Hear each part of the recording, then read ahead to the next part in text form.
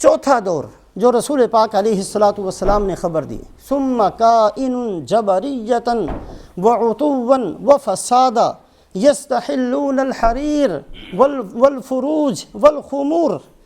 آپ صلی اللہ علیہ وسلم نے فرمایا کہ ایک پھر دور ایسا آئے گا، ظلم بھی ان کے اندر، زیادتیاں بھی ان کے اندر، بے دینیاں بھی ان کے اندر، اور اس کے ساتھ ساتھ وہ دین کا حلیہ بھی بگاڑ دیں گے، حرام کو حلال بنا دیں گے، جائز کو ناجائز کہہ دیں گے، فتوے بکیں گے، مسائل بکیں گے، مسجدوں کے اندر ایسی چیزیں ہوں گی جو نہیں ہونی چاہیے تھیں، دین کا حلیہ بگڑ جائے گا، تحریف کی ہر کوشش ہوگی، معنی کو بدلا جائے گا، مطلب کو بدلا جائے گا، مفہوم کو بدلا جائے گا، دین کا ستیہ ناش کر کے یہ رکھ دیں گے۔ یہ چوتھا دور ہوگا، خواہ اس دور کے حکمران مسلمان اپنے آپ کو کہلوائیں یا اس دور کے حکمران غیر مسلم ہوں، دونوں صورتوں کے اندر جب مسلمانوں کا دین محفوظ نہیں رہے گا، یہ وہ زبردست اور یہ وہ ایسا دور ہے جس دور سے ہم سب کو پناہ مانگنی چاہیے۔ ماضی قریب کے اندر اکبر دی گریٹ جس کو کہا جاتا ہے، اس نے یہ کام کیا، ہندوستان کے اندر اپنے آپ کو مسلمان کہتا تھا اور دین کا ایسا حلیہ بگاڑا، قرآن اور حدیث کو اٹھا کر ایک طرف رکھ دیا، دین الہی کہ یہ دین پرانا ہو گیا ہے، نیا دین چاہیے۔ اس لیے کہ اب 1000 سال گزر چکے ہیں اور 1000 سال کے بعد کوئی دین چلا نہیں کرتا، بلکہ پہلے دین تو بہت جلدی ختم ہو جایا کرتے تھے۔ یہ تو آپ صلی اللہ علیہ وسلم کی برکت ہے کہ 1000 سال چل گیا، اب اس دین کی کوئی ضرورت نہیں۔ اس بدبخت نے دین الہی کو شروع کیا، اور دین الہی کے اندر سب سے بڑا اصول اس نے یہ بنایا کہ بادشاہ کو حق ہے کہ دین کے کسی بھی حکم کو منسوخ کر سکتا ہے اور دین کی کسی بات کے اندر بھی اضافہ کر سکتا ہے یا دین کے کسی بات کو بھی کینسل اور ختم کر سکتا ہے۔ یہ تمام اختیارات بادشاہ کو حاصل ہیں۔ یہ قانون بنا کر اس نے دین کے اندر تحریف شروع کی۔ متع کرنا جائز ہے، 100 بیوییں تو وہ تھیں اکبر کی جو اس نے قانونی طور پر بیوی بنا کر رکھا ہوا تھا، 100 بیوییں، 100 عورتیں، اور اس کے علاوہ پتہ نہیں وہ کیا کیا کچھ کیا کرتا تھا۔ ختنہ کرنا جرم ہے، یہ قانون بنا دیا گیا۔ غسل جنابت کوئی ضروری نہیں ہے، جیسے آدمی پیشاب کرتا ہے صرف وضو کر لے، ایسے ہی غسل جنابت کی کوئی ضرورت نہیں۔ داڑھی کو رکھنا جرم ہے، داڑھی منڈوانا بالکل جائز ہے، اس لیے کہ جنت کے اندر کسی کی داڑھی نہیں ہوگی۔ ایسی بیہودہ باتیں کر کر کے پورے دین کا حلیہ بگاڑ کر رکھ دیا۔ تو رسول پاک علیہ الصلاۃ والسلام نے 4 طرح کے ادوار کی خبر دی کہ 4 طرح کے حالات اس امت پر آتے رہیں گے۔ ایک دور تو ہے نبوت اور رحمت کا دور، وہ تو آ چکا، وہ دور تو دوبارہ آئے گا نہیں۔ اس کا عکس ہوگا جو حضرت عیسیٰ علیہ السلام کے نزول کے وقت ہوگا۔ باقی جو 3 طرح کے دور ہیں یہ اس امت کے اندر آتے رہیں گے، بدلتے رہیں گے۔ حالات کبھی اوپر ہوں گے، کبھی نیچے ہوں گے، کبھی اچھے حالات آئیں گے، کبھی برے حالات آئیں گے، کبھی دین کا اللہ پاک احیا فرما دیں گے اور کبھی دین زندگیوں سے نکل جائے گا، کبھی ظلم اور زیادتی کا دور ہوگا، کبھی عدل و انصاف آ جائے گا، کبھی قحط سالیاں آ جائیں گی، کبھی وسعت اور فراخی آ جائے گی، کبھی بہت بڑے بڑے مکان ہوں گے، کبھی مسلمانوں کے پاس جھونپڑیاں بھی نہیں ہوں گی۔ یہ حالات بدلتے رہیں گے، کبھی اچھے آئیں گے، کبھی برے آئیں گے۔ یہ حالات قیامت تک اس امت کے ساتھ رہنے ہیں۔ تلک الایام نداولها بین الناس، اللہ فرماتے ہیں کہ ہم حالات کو بدلتے رہتے ہیں، کبھی بھی دنیا کے حالات ایک طرح کے نہیں رہے اور قیامت تک ساری دنیا کے حالات ایک طرح کے نہیں رہیں گے۔ ایسے دور میں کرنا کیا ہے؟ ہم لوگوں کی ذمہ داری کیا ہے؟ رسول پاک علیہ الصلاۃ والسلام نے جو اپنی امت کی تربیت فرمائی ہے، سب سے پہلی بات تو یہ ہے کہ ہم اپنی ذمہ داریوں کا احساس کریں۔ آج ہم نے اپنی ذمہ داریاں بہت چھوٹی سی بنا لی۔ آج میں صرف ایک باپ بن کر سوچتا ہوں، یا ایک خامند بن کر آدمی سوچتا ہے، یا زیادہ سے زیادہ ایک دادا جان بن کر سوچتا ہے۔ اس سے زیادہ ہماری سوچ نہیں ہے۔ حالانکہ رسول پاک علیہ الصلاۃ والسلام نے اپنی امت کو اس سطح پر چھوڑا تھا اور ایسی تربیت فرمائی تھی کہ ہر آدمی پورے معاشرے کا حق اپنے ذمے سمجھتا تھا۔ جس شہر کے اندر میں رہتا ہوں اس شہر کا حق ہے میرے ذمے، جس محلے کے اندر میں رہتا ہوں پورے محلے کا حق ہے میرے ذمے، جس مسجد کے اندر میں رہتا ہوں پوری مسجد کا حق میرے ذمے ہے، جس بازار کے اندر میں تجارت کرتا ہوں اس پورے بازار کا حق میرے ذمے ہے۔ مسلمان کے ذمے بہت سارے حقوق ہیں اور اس مسلمان کی ذمہ داری ہے کہ ان تمام حقوق کو ادا کرے۔ چند مہینے پہلے ہمارے استاد حضرت مولانا محمد احسان الحق صاحب، اللہ پاک ان کو لمبی عمر اور خیر و برکت نصیب فرمائے، وہ تشریف لائے اور انہوں نے یہاں ڈیوزبری کے اندر کہا کہ بھی جتنے میرے شاگرد ہیں وہ سارے کے سارے آؤ۔ تو 8-10 ہیں اس ملک کے اندر جو ہم نے ان سے پڑھا ہے، تو میں بھی تھا اور بھی سارے وہ ساتھی ان کے پاس پہنچے، تو انہوں نے کوئی تقریر نہیں کی، کوئی لمبا چوڑا بیان نہیں کیا۔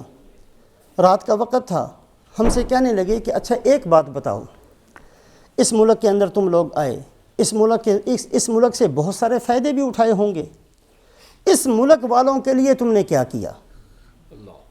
اس ملک سے آخر فائدے اٹھائے ہیں، بہت سارے فائدے اٹھائے ہیں اور ہم سب نے اٹھائے ہیں۔ اس ملک سے ہم نے طب کے اعتبار سے، میڈیکل کے اعتبار سے بہت فائدے اٹھائے ہیں، شاید اپنے ملکوں میں ہوتے تو ایسے فائدے نہ ملتے۔ تعلیم کے میدان میں ہم نے بڑے فائدے اٹھائے ہیں، شاید ہم اپنے ملکوں میں ہوتے تو ہمارے بچے اتنا نہ پڑھ سکتے جتنا اس ملک میں رہ کر پڑھ لیا۔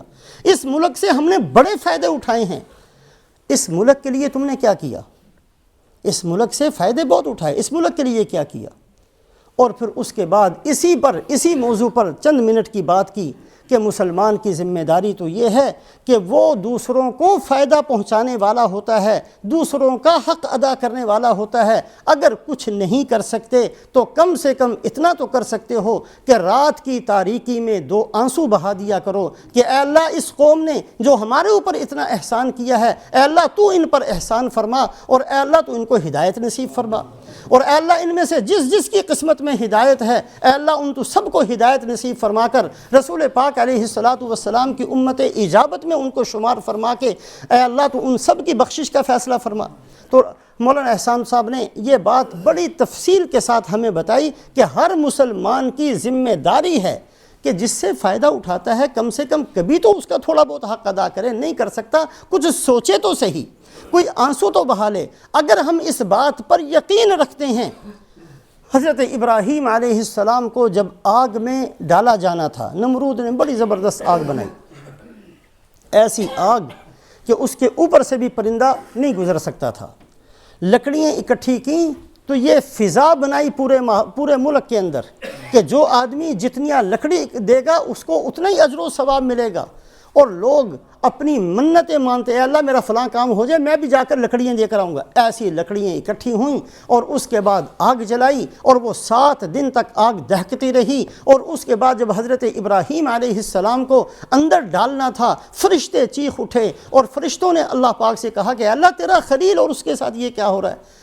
حضرت اللہ پاک نے فرمایا کہ جاؤ اگر مدد مانگتے ہیں تو کر لو۔ حضرت جبرائیل علیہ السلام آئے، الا کا حاجہ، اے ابراہیم میری مدد کی کوئی ضرورت ہے؟ اما الیک فلا، اے جبرائیل میں محتاج ضرور ہوں لیکن مجھے تیری مدد نہیں چاہیے، مجھے اللہ کی مدد چاہیے، واپس کر دیا۔ لمبا قصہ سنتے رہتے ہیں۔ ایک چڑیا ایک چونچ پانی کی بھر کے اڑتی ہوئی آ رہی ہے، بھئی کہاں جا رہی ہو؟ اس آگ کو بجھانے کے لیے جا رہی ہوں جو اللہ کے خلیل کے لیے جلائی گئی۔ کیسے بجھاؤ گی؟ میری چونچ میں پانی ہے۔ او تیرے اس چونچ کے پانی سے کیا ہونا ہے؟ کیا مجھے تو نہیں پتا کچھ ہونا ہے کہ نہیں ہونا، قیامت والے دن میرا نام تو آ جائے گا کہ یہ بھی ان میں سے تھی۔ کم سے کم اگر ہم اس واقعے پر یقین رکھتے ہیں اور یقیناً ہمارا یقین ہے تو کم سے کم کبھی تو 2 آنسو بہا لیا کریں اس امت کے لیے، ان لوگوں کے لیے، اس ملک کے لیے، اپنے ساتھیوں کے لیے، اپنے محلے والوں کے لیے، اپنے شہر والوں کے لیے۔ ہم نے اپنے آپ کو ذمہ دار سمجھا صرف ایک عورت کا، ہم نے اپنے آپ کو ذمہ دار سمجھا صرف اپنے بچوں کا، ہم نے اپنے آپ کو ذمہ دار سمجھا صرف اپنے خاندان کا۔ مسلمان کے ذمہ ہے، مسلمان کے ذمہ حق ہے اس شہر کا جس شہر کے اندر وہ مسلمان رہتا ہے، مسلمان کے ذمہ حق ہے اس محلے کا جس محلے کے اندر وہ رہتا ہے، مسلمان کے ذمہ حق ہے ان گلیوں کا جن گلیوں کو وہ استعمال کرتا ہے۔ ہم مسلمان ہیں، اپنی سوچ کو بڑا کرنے کی کوشش کریں اور اپنے آپ کی ذمہ داری کا احساس کریں۔ یہ جو خرگوش کی طرح ہم نے سونا شروع کیا ہے اس کو چھوڑ دینا چاہیے۔